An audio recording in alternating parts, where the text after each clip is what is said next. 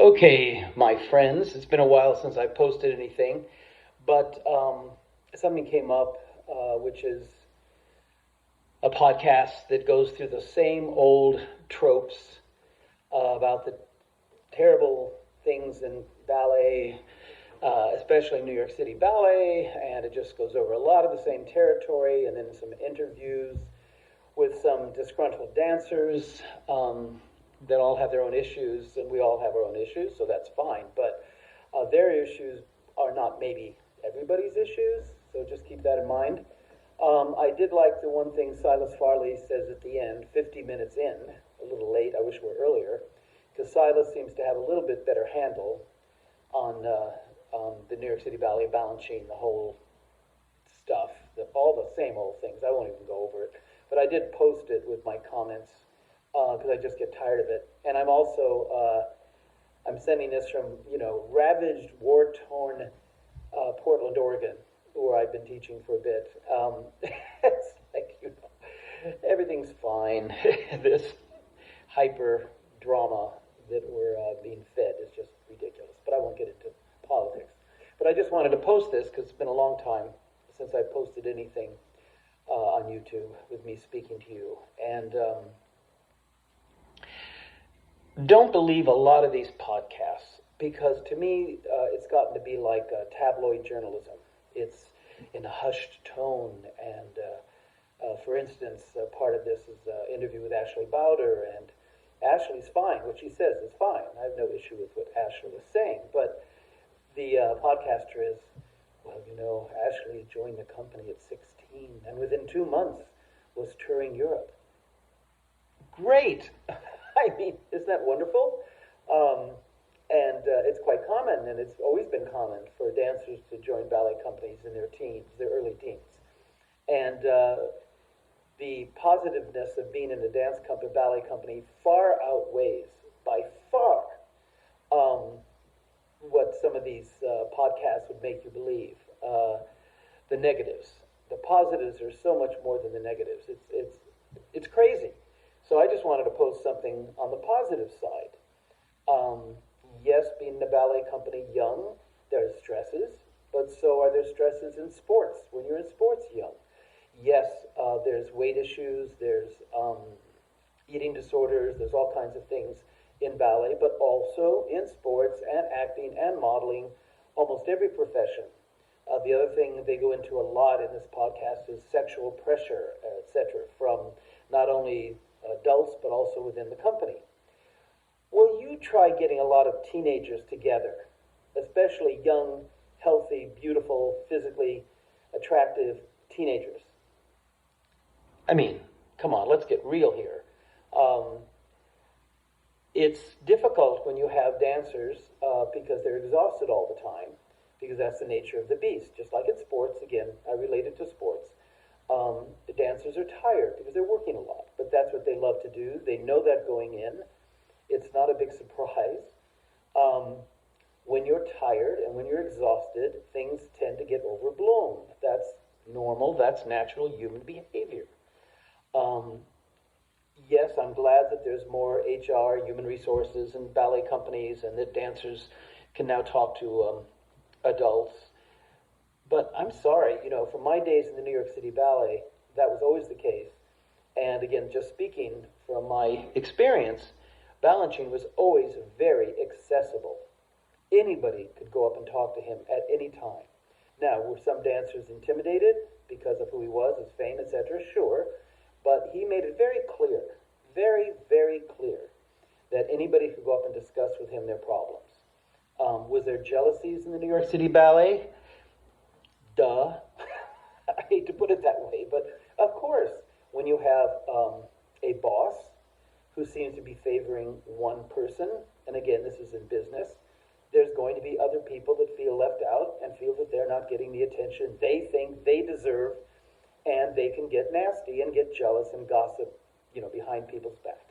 That's human nature. That happens everywhere. It's not just the ballet world.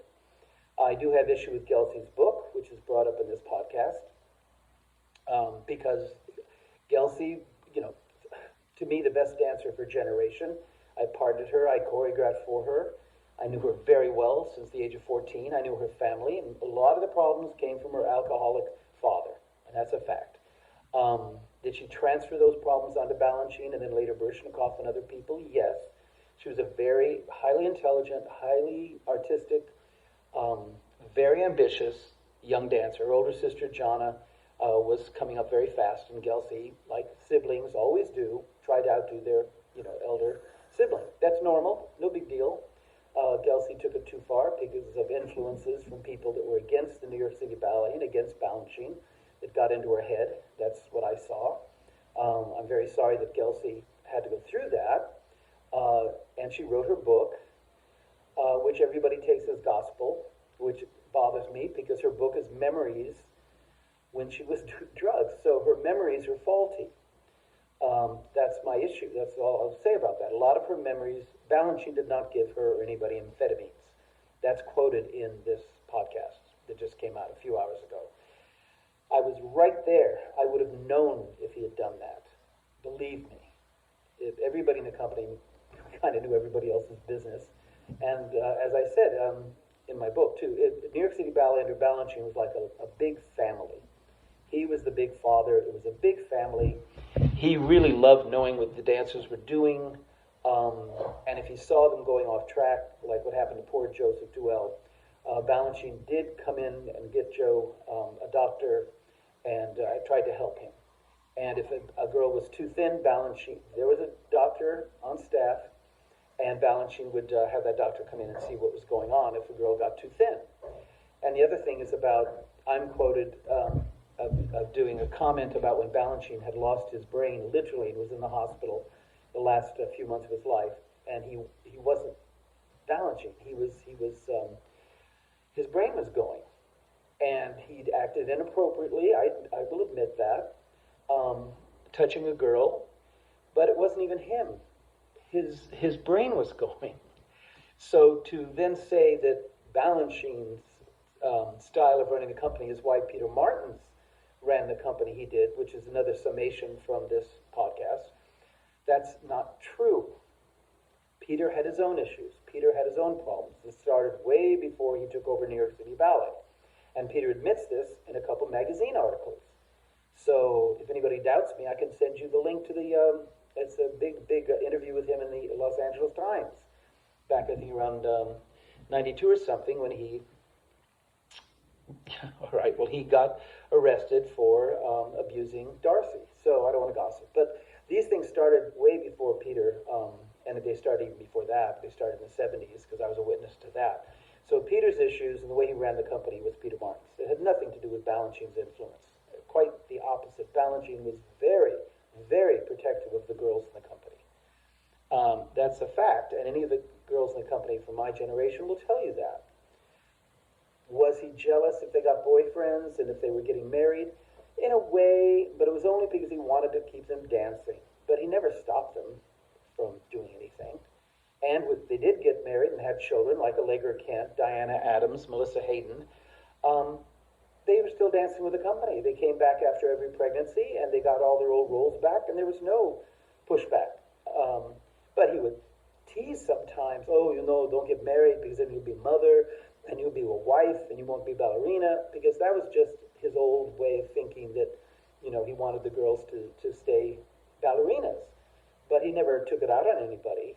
It was a kind of a joke. It was a man from his generation, an European, just wants to keep the girls as ballerinas. I mean, everybody understood that. Now, of course, people will say, this was terrible, and, he was pressuring everybody. No, this is just current PC culture BS. Sorry. So I just wanted to come on because I'm rather ticked off at this podcast, and they did quote me, except they cut it. So you hear me for a second say something, but it was out of context, but whatever. And I was happy to hear Silas Farley's kind of get a bigger overview, although he wasn't there in Balanchine's day. There's only a few of us left that were there in Balanchine's day. And we all agree, Gloria Govern and different people, my generation, we all really agree how it was. And it's not the way people make it out to be now. And if a dancer is too heavy and the director of the company for instance, Ashley tells a story about how Jonathan Stafford told her that he didn't really think she should dance on a gala because the costume didn't fit right because she'd gained weight, whatever. And then there's a big, did he say that? She said he does. He said he didn't. I don't really care. But the point is that what came out to me in this conversation was that Jonathan was thinking of the good of the company, because he, according to Ashley, he said he didn't want the critics to dump on her because it would reflect badly on the company. So therefore, as a director of the company, he was suggesting she not dance because she was opening herself up to a whole host of barbs from the critics. And we know the critics that time in New York had already talked about some dancers being overweight. So as far as I'm concerned, I think Jonathan said the correct thing, that if the dancer's going to get bad reviews because she's overweight, then as a director, it's his duty to protect the company and not open it up to bad reviews because of one dancer's ego. So, I don't know if she was overweight. I don't know. I wasn't there, but according to what she says on this podcast, his reason for not wanting her to dance was because he felt, as the director, that she was overweight and that she would be susceptible to some very bad reviews, which would also reflect on the company. So as a director, he was protecting the company, which is what he should do. So that's that. Okay, I just wanted to get this out there because life in the ballet is great. Life in the ballet is beautiful. You get to dance in beautiful theaters. You get to travel. You get to do what you love to do, and especially in the New York City Ballet, which is very secure, has a very good salary structure, the most beautiful theater, the best orchestra, masterpieces to dance.